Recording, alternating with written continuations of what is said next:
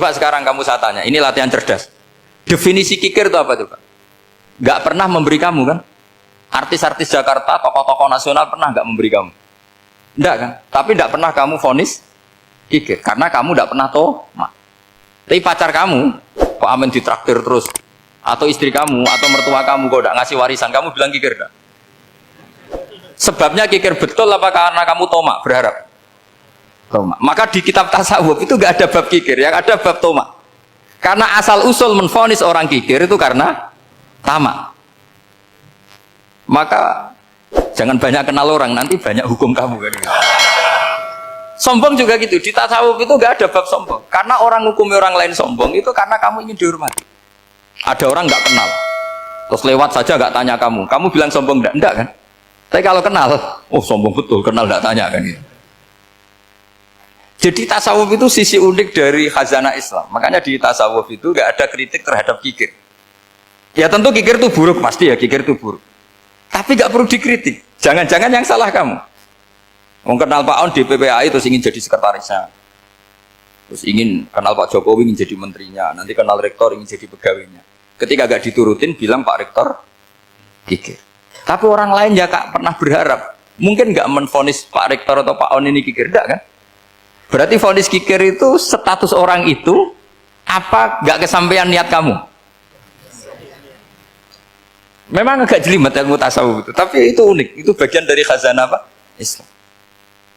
Makanya Rasulullah itu sering isti'adah, minta perlindungan, wa min toma'en fi ghairi matma'in. Ya Allah, saya tidak ingin berkeinginan yang tidak layak. Karena semua dunia ini dimulai dari keinginan.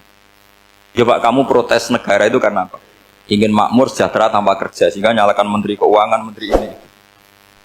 Makanya kalau guyonannya ulama tasawuf gini, tak beri bocoran, guyonannya orang tasawuf. Begini guyonannya.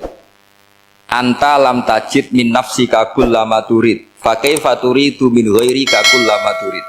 Kamu yang punya keinginan saja tidak bisa memenuhi apa yang kamu inginkan. Kenapa keinginan itu kamu timpakan ke orang lain untuk memenuhi kamu? Wong kamu yang punya keinginan saja tidak bisa mewujudkan. Kenapa keinginan Anda kamu timpakan, bebankan orang lain untuk memenuhi keinginan Anda?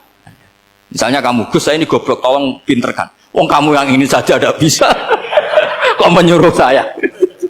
Jadi kalau tiap tasawuf itu unik.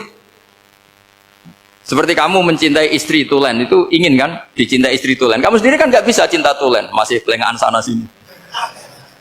Kamu pacaran, ingin pacar kamu setia. Ternyata kamu bikin sekian alternatif. Kalau putus ini punya ini, putus ini. Tapi kamu ingin ini setia kan nggak fair. Makanya guyonanya orang tasawuf itu. Anta lam tajid min nafsika kullama turid fa kaifa turidu min ghairika kullama turid. Gampang tuh apalane pokoknya ratrit gitu aja gampang.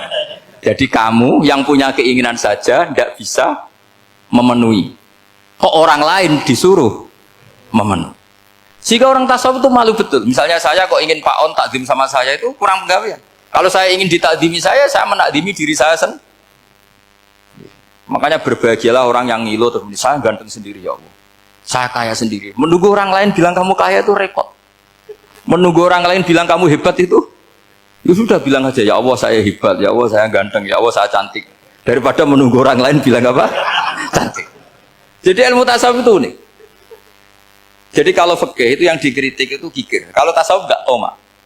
Karena orang yang kamu vonis kikir itu jangan-jangan tidak kikir tapi mementingkan yang lebih penting.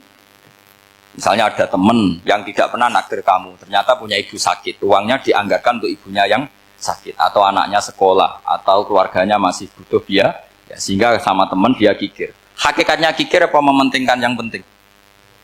Tapi kamu karena nggak pernah ditraktir menvonis kikir.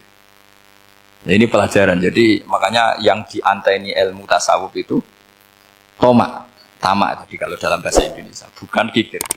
Karena vonis kikir itu akan disematkan orang yang tidak kesampaian hajatnya.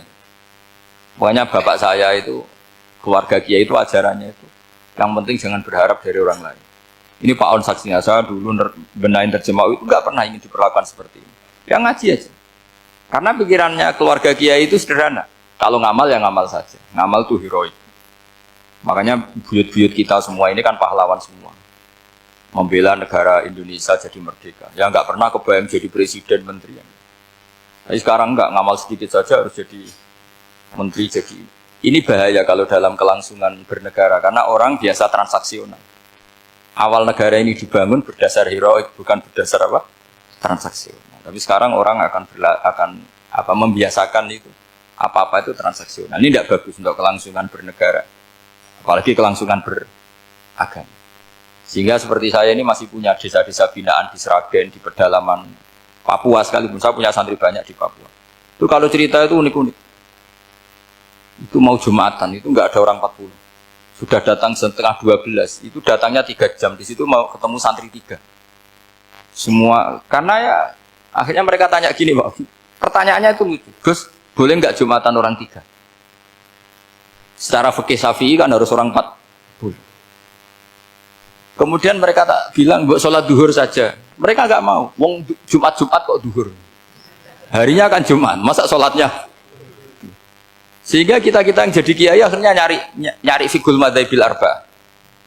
Nyari fikih madzhab 4. Ternyata Imam Malik membolehkan orang 6. Ada yang bilang 12.